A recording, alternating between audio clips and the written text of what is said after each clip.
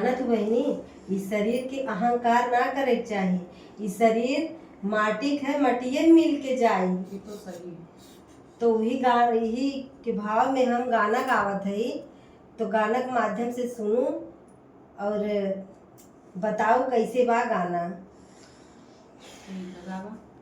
माटी के महलिया पे करना गुमान जी, एक दिन माटी में मिल जाइए राम। माटी के महलिया पे करना गुमान जी, एक दिन माटी में मिल जाइए राम।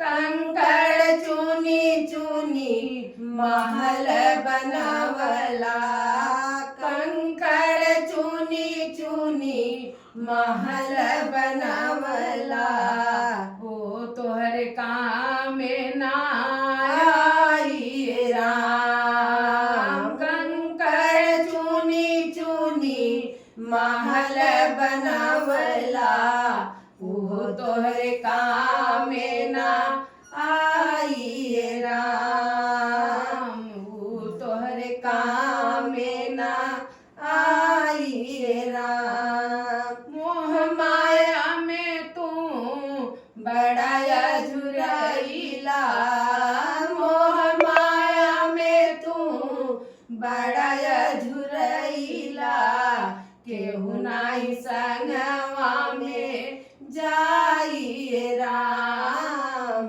केहू नाही संगवा में जाइए राम। कंकड़ चुनी चुनी महल बनवला, वो तोहरे काम ना आई राम।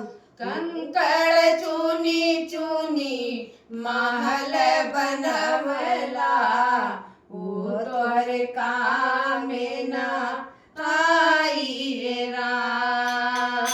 मात पकड़ी के मेहर रोई है, मात पकड़ के मेहर रोई है, होई जाई तो हरी भी दाई राम।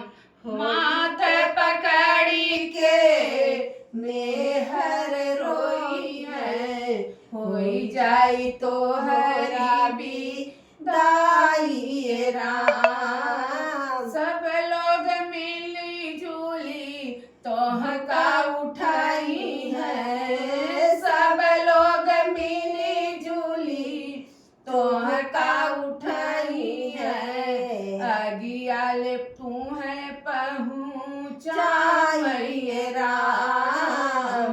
अगियाल तुम्हें पहूँ चाहिए राम। कंकड़ चुनी चुनी महल बनवला, कि तोहरे काम ना आई राम।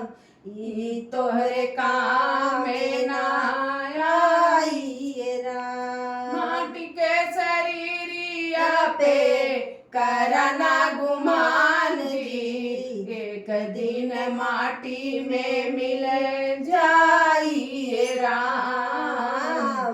एक दिन माटी में मिल जाइए राम।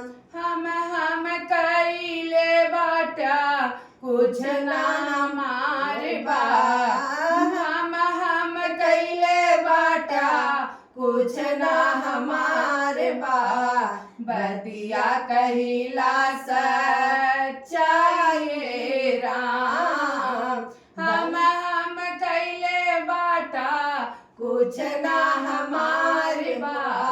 बतिया कहिला सच्चाई राम। कंकड़ चुनी चुनी महल बनवला, ओ तोहरे काम ना आई राम। ओ तोहरे काम ना आई राम। हमनी